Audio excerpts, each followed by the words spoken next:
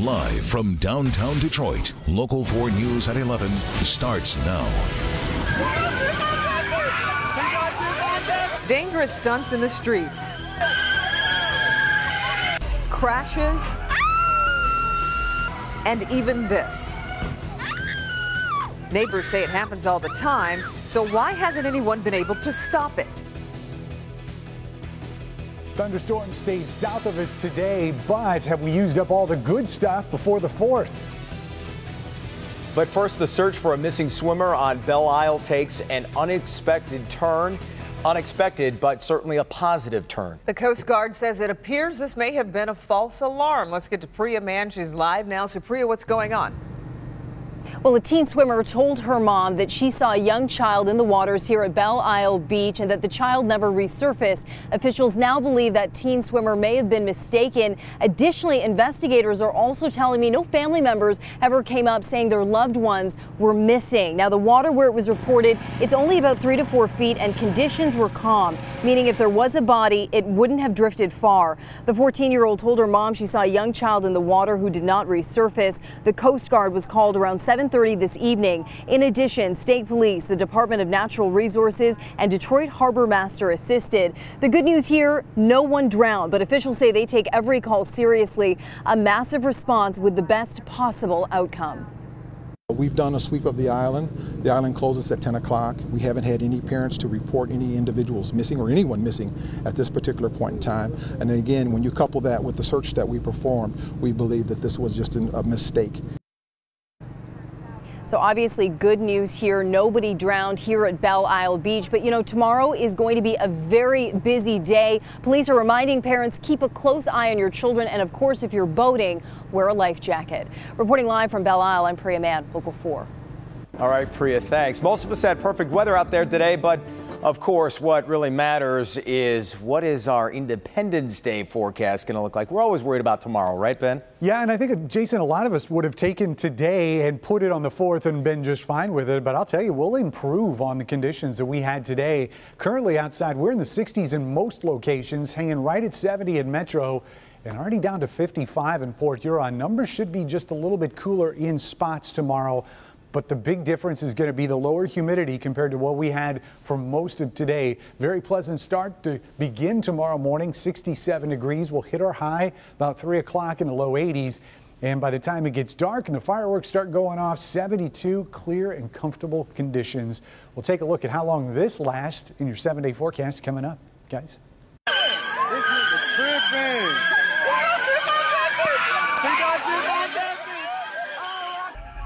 That's not a movie, that's Detroit After Dark. These videos of street racing and drivers pulling dangerous stunts are going viral, but it shouldn't be a surprise that a lot of people are outraged by what's going on here and wondering, where are the police? Jermont Terry tonight at Livernois and Warren, where this all goes down. Jermont?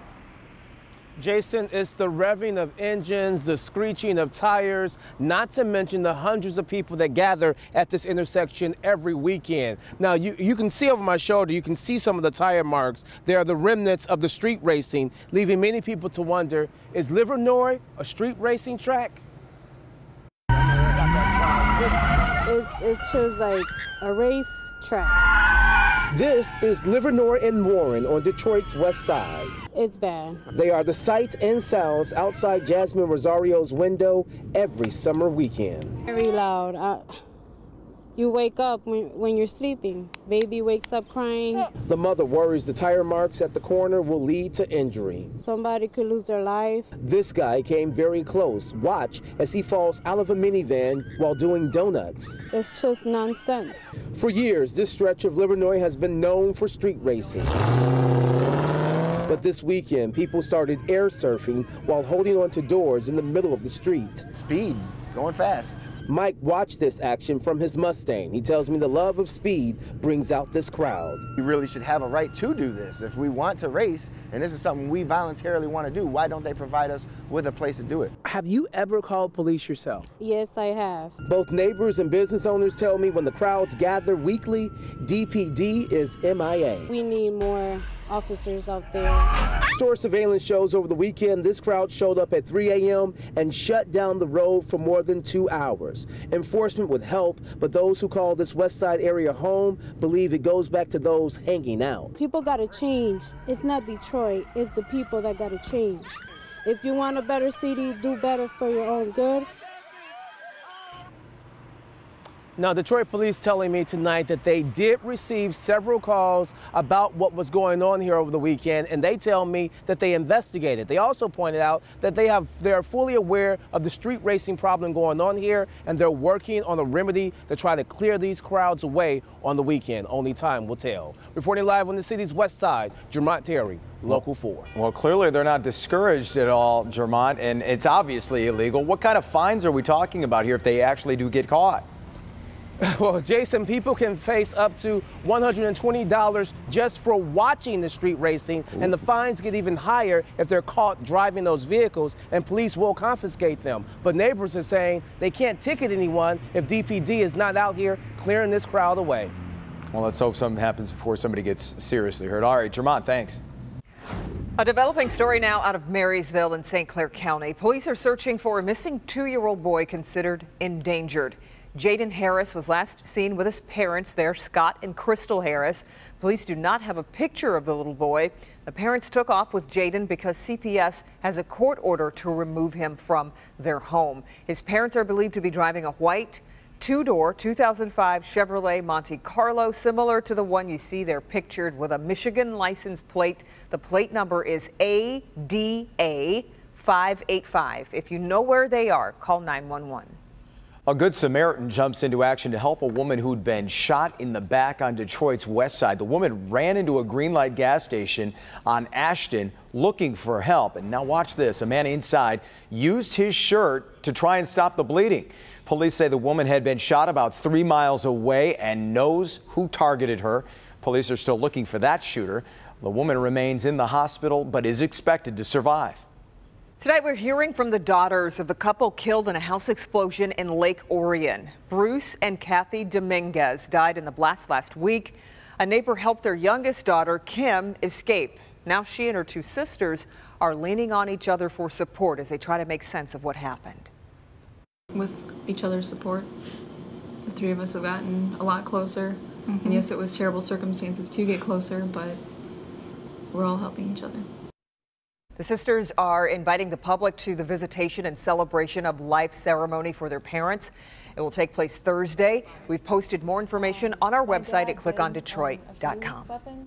First Livonia, then Romulus. Now there are reports Amazon is opening a building in Troy.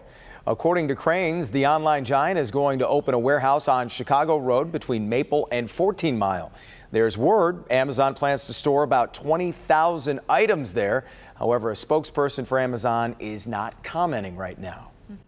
Michigan's Secretary of State says she will hand over some information about voters to the federal government. The Trump administration sent requests last week to all 50 states for voter information as it looks into alleged voter fraud. More than 24 states have denied the request. Secretary of State Ruth Johnson says she will comply, but personal data, including Social Security and driver's license numbers, will not be released. Well, he calls it Operation Big Glory, and our video just doesn't do it justice. Not even close. Navy veteran John Heidenrich decorated his Romulus home with several huge American flags, including one that completely covers the back of the house. Look at that one. He says this is about more than just celebrating the 4th. American flag means a lot to military people and veterans, and I have a big heart and I'm very patriotic, and it means the world to me, actually. It's an awesome sight. If you're wondering where you can find a flag that big, turns out there's a specialty shop in Warren where you could actually get one of those. That is huge. It's awesome. Oh, awesome. All right, well, the video is unbelievable. What caused a motorcyclist to crash right through a brick wall downriver? Taking the train can be a fun trip, right up until you see a naked guy getting tased by police. We'll tell you why he went loco on the locomotive. Karen? It was like the scariest moment I have ever had. A mistake that put her child's life in jeopardy. Complete panic. like my heart stopped. I just ran out to the car. Getting in the car, going about her day, like many with children do. You are responsible for your actions. Take your children with you, is my best advice. I'm Karen Drew, a mother's life-saving lesson. Next. Coming up Tuesday morning, only on Local 4 News Today, we've got everything that you need to know for the 4th of July. Yeah, from your 4th of July forecast to grilling to perfection. Whether it's fish or kebabs, everything in between, it's a local barbecue hotspot that will show us how they keep their customers coming back. It's Tasty Tuesday at 6 a.m. Plus, we've got all of the day's top stories when you join us from 4:30 to 7 a.m. Tuesday morning. Detroit Mornings start here. She made a terrible mistake and it almost cost her baby her life. When I sit down in a hot car, it just all comes back to me, and I just have a really hard time with it. It is a heartbreaking number. Last year, 39 children died of heat stroke after being left in a hot car. The temperature inside a car can rise very quickly, getting dangerously hot in a matter of minutes. One mom is sharing her mistake with hopes it never happens to you. Defender Karen Drew has this special report. With the summer sun beating down, this story is so important to share. A mom who we'll call Donna, and we're not showing her face because she's afraid of the backlash, admits to us that she actually forgot one day and left her newborn in the back seat.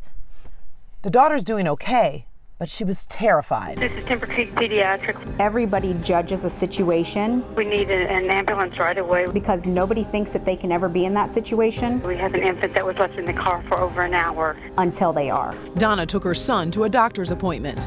We were running late. And accidentally left her 2-month-old daughter Zia in the van for nearly an hour. That's when I realized, oh my goodness, I have the baby. Complete panic. Like my heart stopped. I just ran out to the car. It's horrible. It was July of 2014. A nurse described Zia's face as bright tomato red. She was crying, covered in sweat. Her diaper was full and urine was leaking out of the side. It was like the scariest moment I have ever had. Not, that just not knowing. Not knowing if her daughter would make it. But Donna was one of the lucky ones because Zia survived. It was so close that she could have not been here with us, and she's such a joy. According to NoHeatStroke.org, in cases of heat stroke deaths from children left in cars, 54% are forgotten in a vehicle. 28% are plain in an unattended vehicle.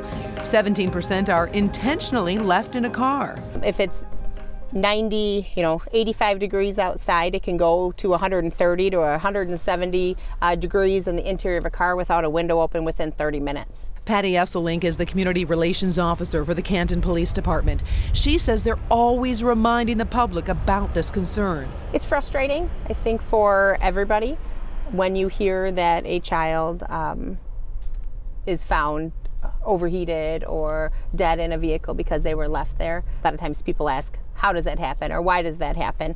I think as a society we just need to slow down and pay extra attention to the little things. And when officers patrol parking lots, they're looking to make sure no child or pet is left unattended. We'll look in cars, check their car seats, the back seats, to see if there's anybody in there. The places it happens most often?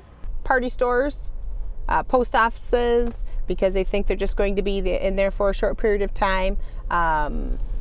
Grocery stores, we get a few calls for grocery stores due to they think they're going in for just a couple items and then it turns into being a little bit longer because they didn't judge lines and picking up extra items. Donna says she was off her routine and running late when she forgot her daughter in the back seat. It's when you're off of your routine. When you're off of your routine, that's how things happen. It's such a horrible feeling. It's such a horrible thing to have to go through that we just have to slow down.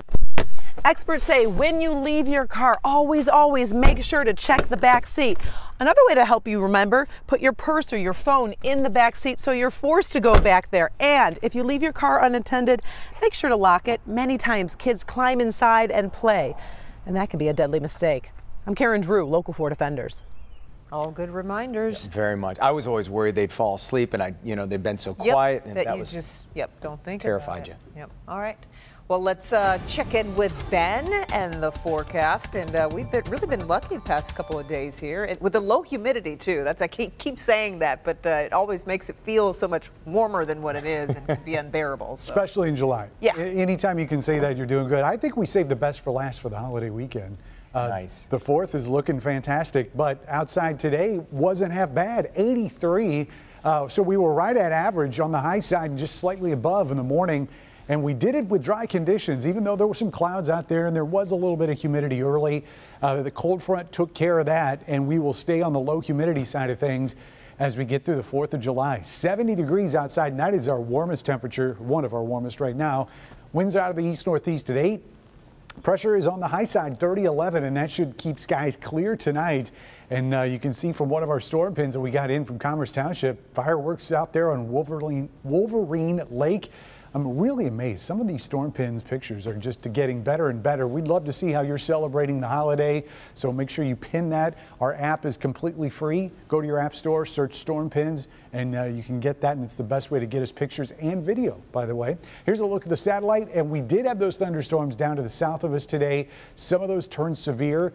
Didn't have to deal with those here in Michigan, and they will really stay away from us for tomorrow as well. I wanted to take a quick check over here into the Atlantic. Even though this is not real organized right now, this could become our next tropical depression within the next 48 hours. So we'll be watching this very carefully. Could be the weather story of the week next week, because things are going to be a little bit quiet around here as we're expecting dry conditions, not only for the 4th of July with plenty of sunshine, but it looks like that's going to continue into Wednesday and Thursday as well. Friday looks to be our first chance of showers and storms, and that's only one of 2 in the entire 7-day forecast. Temperatures tonight down to the 50s, 59 in the city, mid-50s in some of our outlying areas. Skies going to stay mostly clear, and that humidity is going to be low. High temperatures tomorrow are going to vary a bit depending on where you're at. We'll start in the metro zone. East side numbers here slightly cooler than what we're going to see, closer to 275. 82 out in Livonia. Should be at 78 in the city. South zone temperatures warmer out in Lenawee County than what we're going to get towards the shoreline of Lake Erie, which is going to be the mid-70s. And we'll be a couple spots that touch 80 degrees out there in Tecumseh and Morenci. West zone temperatures could be some of the warmest in the area, especially out here in parts of Washington and Livingston counties. 81 in Brighton, 81 in Ann Arbor, Canton at 82 tomorrow. And numbers in our north zone going to vary considerably from 79 in Waterford to some of the cooler numbers right here along the Lake Huron shoreline. Upper 60s, maybe as good as it gets in places like Lexington tomorrow afternoon. We will stay generally around average all the way through the start of next week, and there are those 2 chances of rain Friday and Sunday. Morning lows kind of vary a bit, but that humidity should stay at bay for most of this upcoming forecast. So we're getting into what would be the typically hottest part of our year. But man, if it continues like this, I think thumbs up for everything. No complaints. Yeah. Leaving the windows open crazily. Yeah. All right, Ben, thank you. Archaic art or required learning? A new debate over cursive, where it's now mandatory for students. And a woman attacked by a thief while doing something we all do in a store parking lot.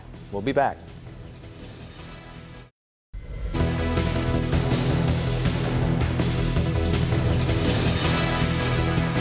This 4th of